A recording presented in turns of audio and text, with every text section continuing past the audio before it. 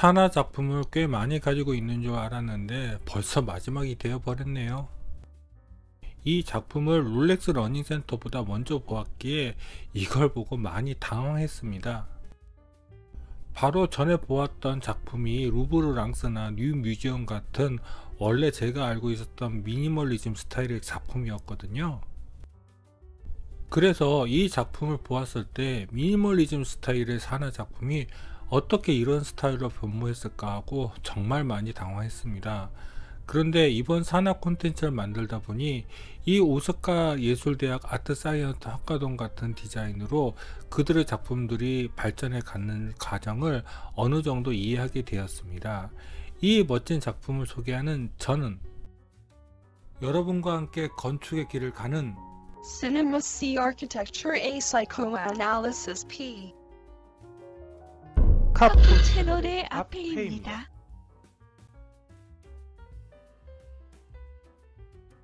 오사카 예술대학 아트사이언스 학과동은 이름 그대로 오사카에 있는 오사카 예술대학에 위치하고 있습니다. 생각보다 여기가 오사카 시내에서 떨어진 동남쪽에 위치하고 있네요. 이제 한번 들어가 볼까요? 자, 들어가 보시면 바로 저기 보이는 게 오사카 예술대학 아트사이언스 학과동입니다. 주차는 여기에 했습니다. 그런데 여기서는 교수님 대접 받았네요. 여기 주차 요원이 교수님이냐면서 이곳에 주차하라고 하던데요. 여기서 걸어서 한 5분 정도의 거리였습니다. 오사카 예술대학 아트사이언스 학과동이 2018년에 완성되고 2019년에 왔으니 진짜 산하의 최신작이었죠. 그런데 앞에서 말했지만 이 형태는 정말 충격이었습니다. 제가 산하의 콘텐츠를 정리하면서 이제는 디자인 구성 원리를 좀 더 이해하게 되었습니다. 이 작품은 롤렉스 러닝센터의 코트야드의 주변 굴곡 아치 구성을 새롭게 구성한 것입니다. 즉 롤렉스 러닝센터는 저 가운데가 비어져 있었던 외부 코트야드가 있는 것이고, 이 오사카 예술대학 아트사이언스 학과동은 그것을 내부 코트야드로 만든 것입니다. 다만 여기가 아트사이언스 학과를 위한 여러 기능들을 넣다 보니 내부가 좀 정리 안 되어 있다는 느낌은 좀 드네요. 여기는 가운데 내부에 코트야드와 강의실을 가르고 있는 통로가 있습니다. 바로 여기가 학생들의 강의실입니다. 그 기능을 충족시키다 보니 여기는 박스형 디자인이 되었네요. 어쩔 수 없죠.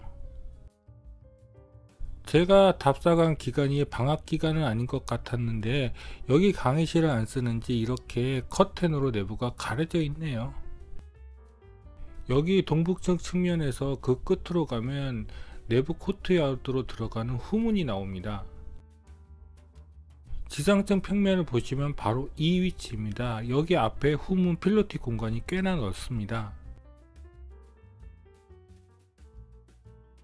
후문이 있는 필로티 공간에 놓여 있는 의자는 고정은 아닙니다. 그런데 앞에서 보여드렸던 산하가 애용하던 클로버 잎 같은 의자 디자인보다 이게 훨씬 더 나아 보이네요. 저기가 바로 내부 코트야드 후문이고요. 저쪽으로 가시면 강의동과 내부 코트야드 공간을 가르는 통로가 있습니다. 저쪽으로 가시면 교수 연구동의 외부 공간이 나오고요. 이 사진은 내부 코트야드 후문에서 필로티 공간 전체를 내다본 것입니다. 저쪽 공간이 확 트여 있으면 더 좋지 않았을까 싶네요. 이제 후면에 해당하는 교수 연구실 외부를 한번 살펴볼까요? 그래도 여기 교수 연구실은 원래 오사카 예술대학 아트사이언스 학과동의 비정형 디자인에 맞추어 공간을 디자인하고 있었습니다. 근데 여기 외부 창인지 문인지는 모르겠지만 이 디자인이 정말 산하답다는 생각이 들더라고요. 진짜 홍대 서울 캠퍼스 공모전에 산하가 당선되었어야 하는데 쩝. 내부 코트야드로 들어가는 측면문입니다. 얼핏 보면 저 문이 정문 같아 보이기는 한데 사실 정문은 이쪽은 아닙니다. 자, 이제 오사카 예술대학 정문 쪽으로 한번 가볼까요? 여기는 내부 코트야드의 측면문으로 들어가는 경사 공간 아래입니다. 여기에 조형물을 만들어 놓긴 했는데 크기가 좀, 그런데 여기 기둥들 굵기 좀 보세요. 이 정도면 있으나 마나 아닌가? 여기가 바로 내부 코트야드의 정문입니다. 그런데 정면성은 아까 전 내부 코트야드 측면문이 더 있어 보이지요. 그리고 옆에는 학과 사무실이 있습니다. 이쪽은 과 사무실의 외부 커튼홀이고요. 저쪽 코너를 돌아가시면요, 바로 한쪽은 내부 코트야드, 다른 한쪽은 강의동으로 그 사이를 가르는 내부 통로가 있습니다. 이쪽은 과 사무실 입구이고요. 그런데 한쪽은 부정형 메스이고 한쪽은 박스형 메스라서 저 통로 공간이 좀 정리되어 있어 보이지는 않네요. 이 외부 통로에는 각 코트야드와 강의동으로 들어갈 수 있는 출입구가 있습니다. 이쪽 벽면은 루브르 랑스 박물관에서 사용했던 그 알루미늄 패널이 있네요. 이쪽은 통로에 좀 들어와서 아까 전 들어온 동남측을 바라본 곳입니다. 이 사진을 봐서는 그냥 보통의 건물처럼 보이기는 하네요. 여기 필로티 기둥 상부를 한번 볼까요? 어떻게 저렇게 말끔하게 시공을 했는지 부럽네요. 이렇게 노출 콘크리트와 철골 구조를 결합하는 구조 방식도 흥미롭고요. 오사카 예술대학 아트사이언스 학과동은 사실 전체 면을 두 면만 볼 수 있습니다. 그래서 전체를 찍을 수 있는 곳을 찾다가 바로 옆 건물의 외부 계단을 올라가서 이렇게 한컷 건졌네요. 이날 비는 안 왔지만 하늘이 계속 흐렸습니다. 날씨까지 좋았으면 정말 금상첨화였을 텐데요. 이상하게 2019년 일본 답사는 생각보다 대부분 날씨가 좋지 못했습니다. 원래 올해도 일본 답사 기획이 있었는데, 안으로 들어가 보죠. 원래 정문으로 들어가서 전체 내부 사진을 찍어야 했는데 저는 이쪽으로 들어왔습니다. 이쪽으로 들어가시면 바로 이런 풍경이 나옵니다. 저기가 바로 내부 코트야드의 정문입니다. 내부는 지상층, 그러니까 한국으로 1층, 그리고 1층, 한국 기준으로 2층이 다입니다. 그런데 경사 공간은 두 겹으로 내부 코트야드를 둘러싸고 있죠. 저기가 측면문이고요. 내부 경사 공간은 롤렉스 러닝센터에서 외부 코트야드를 따라서 내부 경사 공간이 구성된 것과 마찬가지로 전체를 대부분 돌 수 있습니다. 다만 안타깝게 저 부분의 경사 공간은 사용할 수 없습니다. 내부 코트야드의 북쪽에는 저렇게 엘리베이터 코어가 있는데 저기는 엘리베이터와 계단 그리고 화장실이 있습니다. 그런데 저 디자인도 제게는 좀 익숙하더라고요. 바로 타마미술대학 도서관에 있는 저 코어랑 비슷하지 않나요? 저렇게 공간 안에 또 하나의 공간을 만드는 것은 원래 이토 토요가 잘 하는 것이었습니다. 이렇게 공간 안에 공간을 또 만들어서 화장실과 엘리베이터 같은 필수 기능 공간을 만드는 것을 이토 토요의 센다이 미디어 테크에서도 보았습니다. 역시 그 스승의 그 제자가 아닌가 하네요. 자, 이제 내부 코트야드 후문 쪽도 한번 살펴볼까요? 여기가 바로 북쪽에 위치하고 있는 코트야드 후문 내부입니다. 바로 엘리베이터 코어 뒤쪽이고요. 그리고 여기서는 동북측 1층, 그러니까 2층 공간도 잘 보입니다. 그런데 이 학과의 학생이 몇 명인지는 잘 모르겠지만 이 동이 설마 한 학과 학생들만 위해서 지은 것은 아니겠죠? 여기서 조금만 더 뒤로 물러나면 학생들을 위한 테이블과 의자들이 배치된 공간이 나옵니다. 공간은 넓은데 의외로 이 공간의 활용도는 그렇게 높지 않은가 봅니다. 그만큼 여기 학과 학생들 숫자가 많지 않기 때문이 아닐까 하네요. 그런데 이런 멋진 공간을 몇 명의 학생들만 위해서 지은 것은 좀... 여기는 엘리베이터 코어를 내부 중앙 복도 밖에서 찍어 본 것입니다. 여기까지가 지상층을 살펴본 것이었습니다. 1층, 그러니까 2층 올라가는 내부 경사로는 여기서부터 시작됩니다. 여기 경사가 그렇게까지 급하지는 않은데 여기는 계단을 설치해 놓았더라고요. 롤렉스 러닝센터는 이러지 않았는데요. 이게 서구 학생들과 동양권 학생들의 차이가 아닌가 하는 생각도 들고요. 이쪽 경사로는 외부의 경사로와 같은 경사도를 가집니다. 그런데 안쪽만 계단으로 만든 게 좀 이상했습니다. 아, 그리고 저쪽이 정문이고요. 계단 중간쯤에 올라와서 지상층 코트야드를 살펴본 것입니다. 느낌이 좀 다르죠? 이제 1층에 거의 다 올라와서 내려다 본 것입니다. 저쪽 경사로도 올라가게 만들었으면 좋았을 텐데요. 위험해서 막아 놓았나? 이들 경사로 아래가 어떻게 바닥에 붙어 있나 했는데 완전히 딱 붙어 있지는 않네요. 시공이 어려워서 저렇게 이격을 시켜 놓은 것이겠죠. 롤렉스 러닝센터는 땅을 경사지기해서 그냥 묻어버렸는데. 자, 이제 이쪽 경사로를 다 올라와서 1층 즉 2층 공간을 살펴볼까요? 여기 계단 마감 역시 좀 이상하죠? 제 추측에는 이건 일본 건축법의 영향을 받아서 이렇게 한 게 아닌가 싶네요. 1층 즉 2층에서 전체 내부 공간을 살펴본 것입니다. 그런데 정말 슬라브 얇게 잘 뽑아냈네요.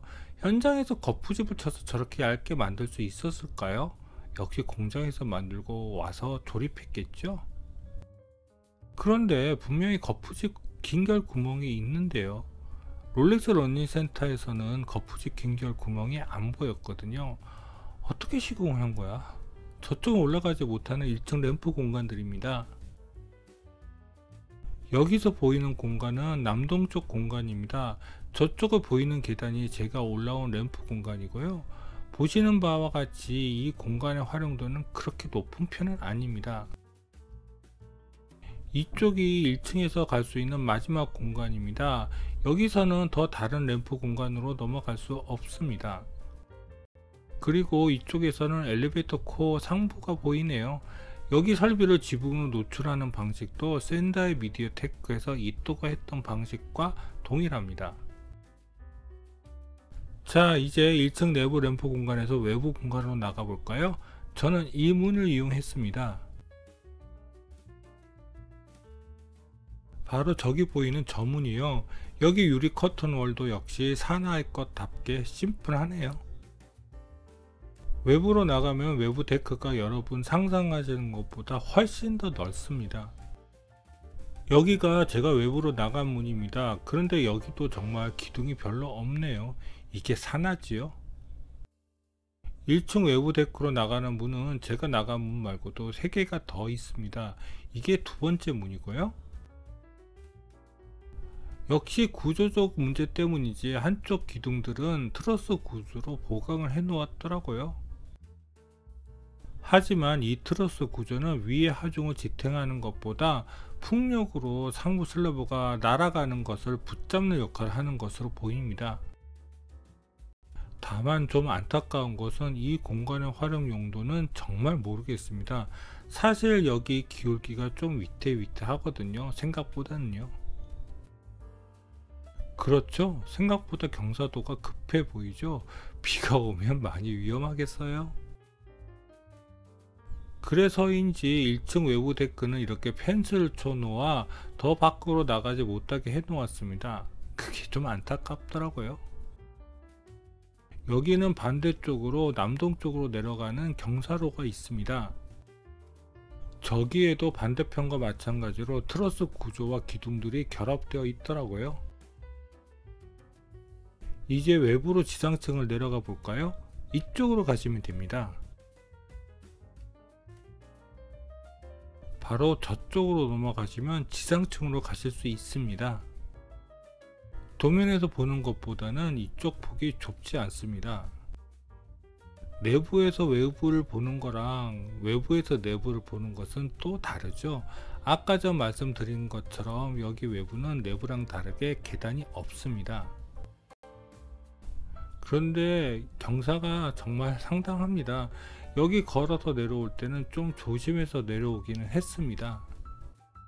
여기 유리 커튼월 디테일을 잠깐 살펴보았습니다. 이렇게 간단하게 멀리온을 설치하고 유리를 끼우다니요. 역시 감리가 중요합니다. 저는 이런 공간이 너무 좋더라고요.